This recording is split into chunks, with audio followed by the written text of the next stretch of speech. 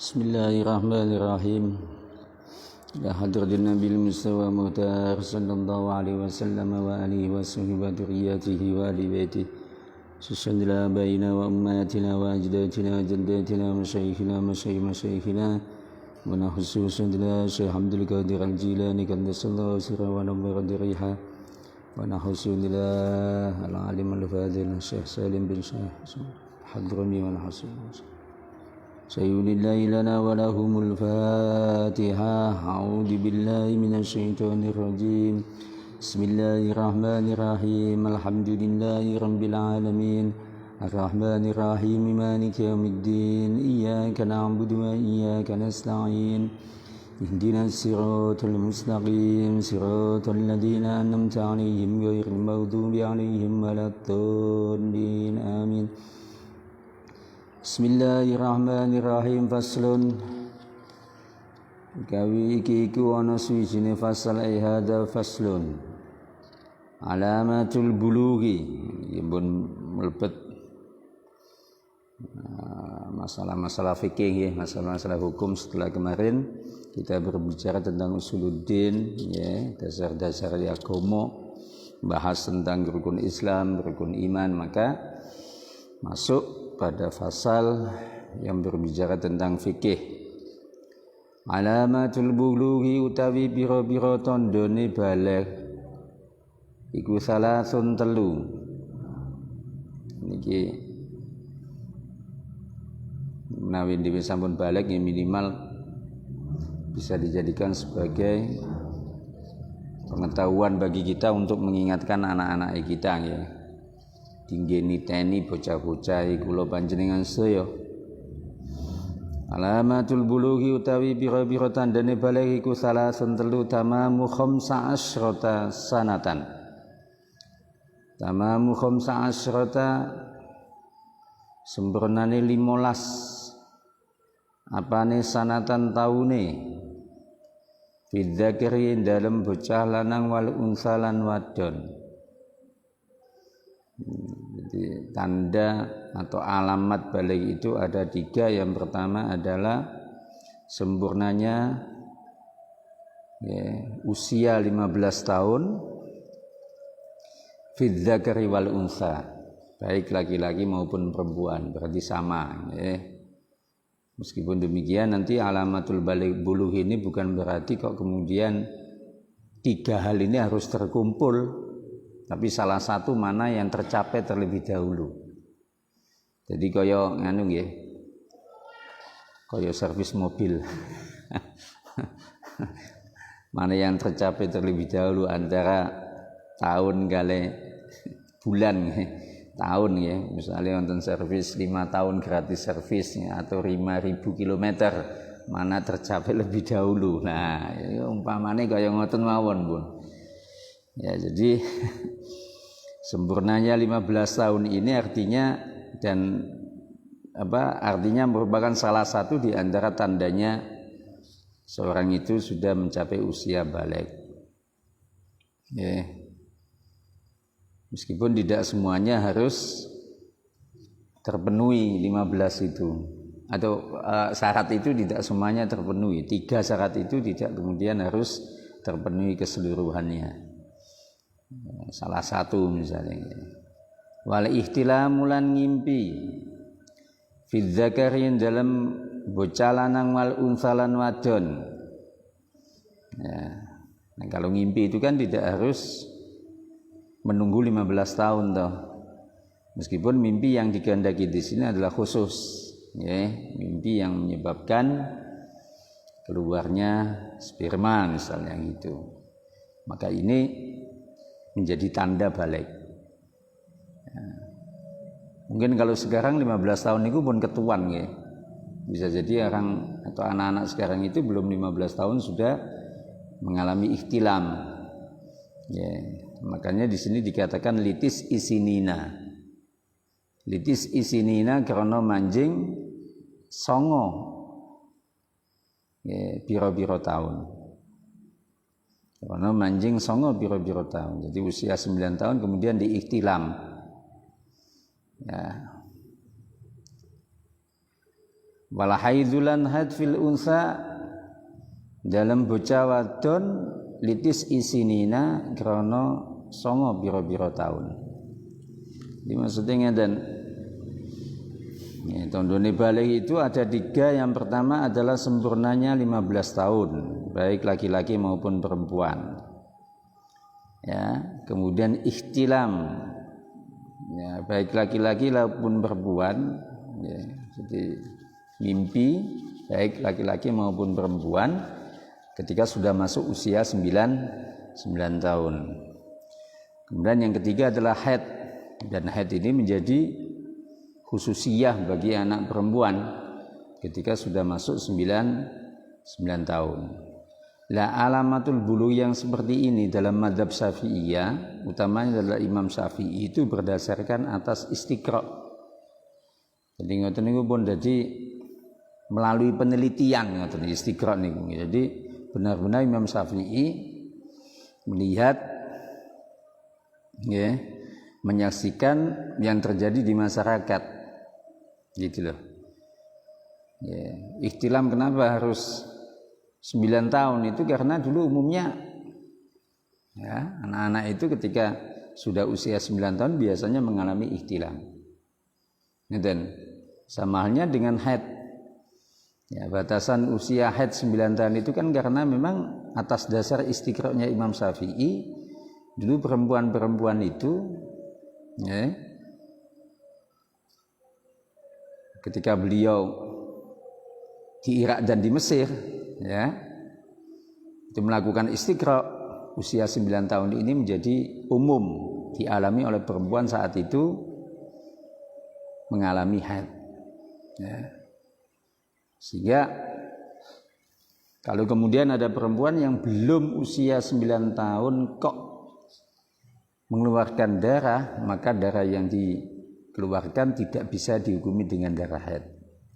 Langsung dipastikan bahwa itu adalah darah istihadah. Niku nggih. Nah niki. Terus niki nggih termasuk sing penting. 9 tahun yang dimasukkan di sini adalah ukuran atau hitungan komariah. Nah niki penting niki. Mula dhewe niki kudu ngerti lahire anak niku gitu. Niku komariah itu juga harus tahu. Ya, jadi kalau misalnya yang punya anak-anak kecil gitu, itu paling tidak dari sekarang sudah harus siap anak saya ini usia berapa kalau dalam hitungan komariah. Karena apa? Itu berkaitan dengan hukum haid. Ketika anak itu sudah usia 9 tahun, ya, maka saat itulah kalau seandainya dia sudah mengeluarkan darah, itu sebagai tanda dia sudah balik. Boten kudu nunggu 15 tahun. Ngeten nggih. Lah, nggih. Jadi itu prinsip nggih, litis isinina niku. Kalau dalam mazhab Syafi'i. Ya, dalam mazhab Syafi'i menjadi prinsip bahwa haid atau perempuan yang usia 9 tahun kok dia mengeluarkan haid, maka saat itulah dia mengeluarkan darah, ya, mengeluarkan darah, maka saat itulah darah yang dikeluarkan dihitung sebagai darah haid. Darah yang dikeluarkan dihitung sebagai darah haid. Nah, niki sing perlu malih. 9 tahun itu mboten pas, tapi kurang 15 hari. Ya. Kurang 15 hari. Kenapa kok ada catatan kurang 15 hari? Sebab, ya, masa paling banyaknya perempuan haid itu kan 15 hari.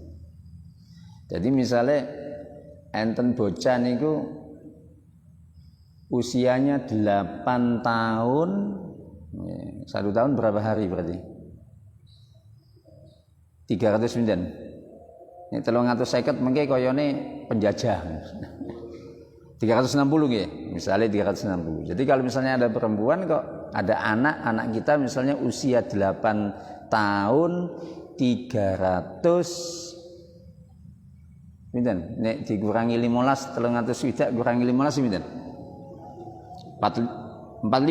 Nah, 345 hari kok saat itu mengeluarkan darah, maka darah yang dikeluarkan sudah dihitung sebagai darah haid.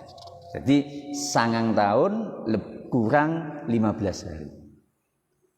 Kalau seandainya kurang dari itu, maka darah yang dikeluarkan ya, mau 24 jam mau apa gitu, asal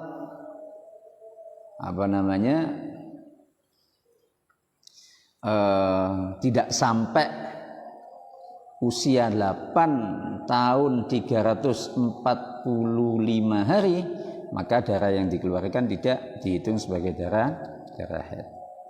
Lah ngeten iki kudu diucalke teng anak-anak kita. Nggih.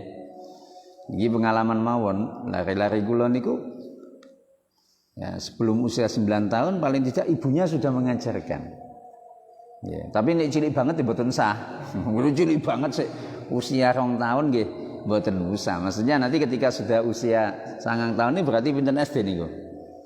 Kelas pinten SD niku. Ya, usia 9 tahun mungkin kelas 3 sekawan itu kan pun kelas sekawan pun saged dijak ngomong toh. Nah, saat itulah kemudian dipersiapkan. Sebab ini penting, ya. Hukum haid niki kan kita tidak hanya berbicara tentang tanda-tandanya orang yang balik ya, tapi bahwa hukum haid itu ternyata jelimet gitu.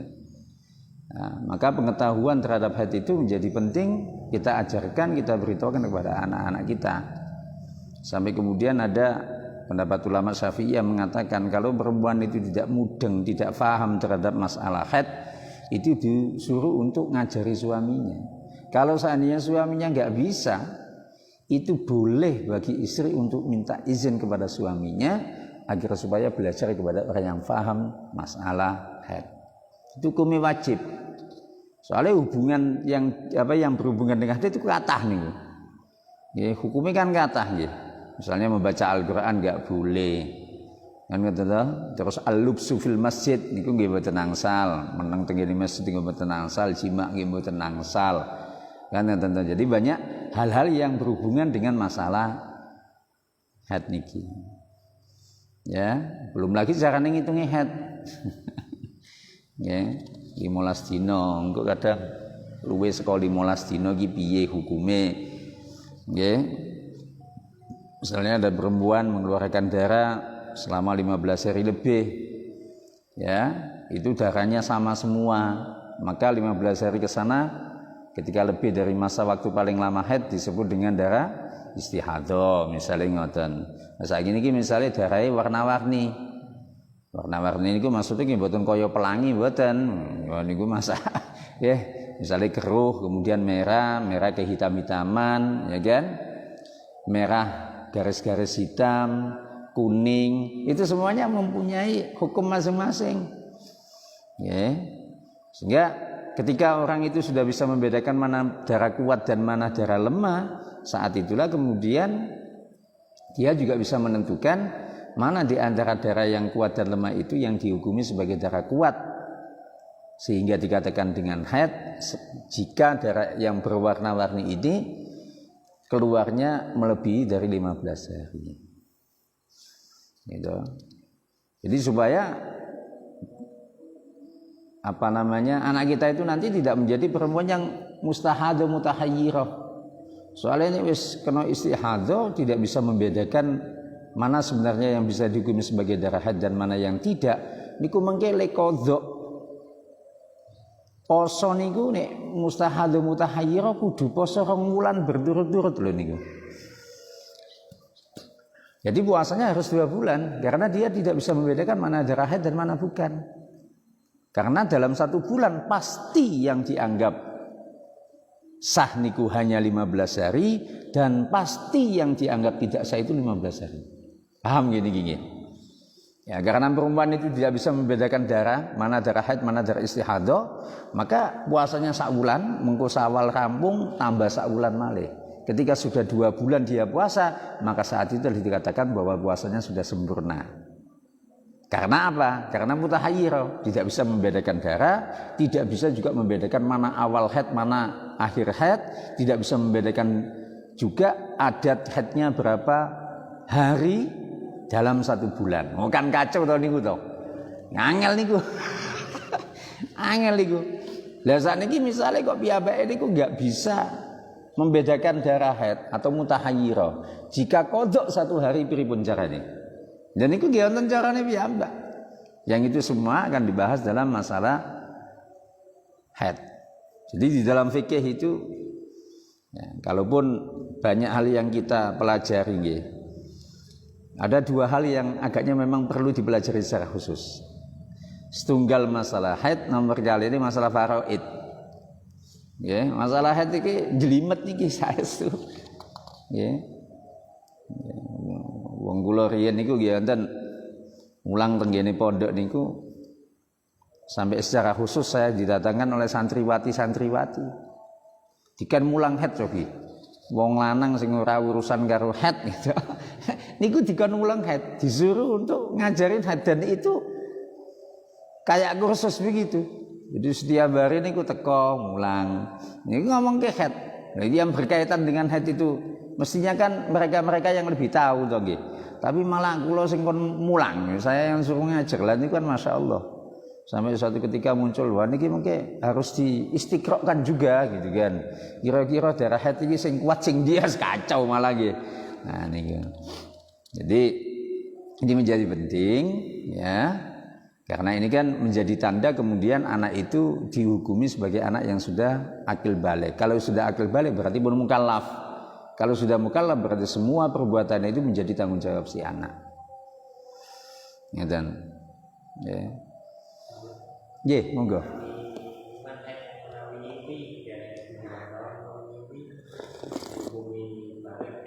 Nah, niki. Jadi kalau di sini ikhtilamu fil dzakari wal untha lit isinin, ya. Niku kaprahe mawon 9 tahun. Sehingga kalau misalnya mimpi di luar itu ya tetap nggih. Ini saniki 9 tahun jorone kok wis ya, soalnya do ndelok macem-macem nggih teng ngene HP niku. Jadi itu umumnya. Nggih. Nah, sekarang pertanyaan lagi mungkin dipertanyakan nggih. Kalau misalnya tidak ihtilam, tapi si anak itu melakukan sesuatu yang bisa inzalul mani, maka itu juga dihukumi sebagai balik. Ya, nah, oke. Jadi, sehingga apa namanya? Kalau kita sudah tahu seperti ini maksudnya termasuk ngadani anak dewi, ngoten lho. Ya, yang kayak begini ini kenapa perempuan haid itu usia 9 tahun? Ini kalau didasarkan atas pengalaman ya umumnya bocah wedok niku luwih cepet dewasa tinimbang calanan. Nggih napa? Biasane ngoten. Mulane duwe anak wedok dhisik niku ya kudu siap. Cepet-cepet mantu biasanya. Nah, jadi sekali lagi 3 tanda balik ini tidak harus kesemuanya ada dalam diri laki-laki dan perempuan 3-tiganya. Tapi mana yang tercapai terlebih dahulu. Ngeten nggih. Dan ternyata ihtilam itu juga tidak hanya dialami oleh laki-laki, perempuan juga mengalami ihtilam. Lho niku. Niku pun biasa nggih. Yang haid niki sing jelimet memang. Ya, yang haid ini jelimet. Wong kadang dulu perempuan saja itu karena dibahasakan bahwa mengeluarkan darah haid 24 jam. Itu terus kemudian bayangannya terus ngoten. Padahal darah yang keluar itu tidak mesti keluar dari makhrajud dam. Nggon medali darah mboten. Kadang iming nempel itu saja.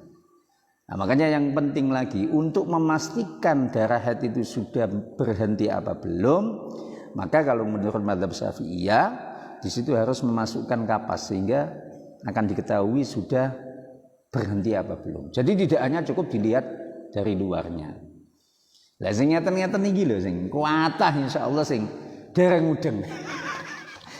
Gitu kata sing dereng mudeng ngoten niku. Nggih.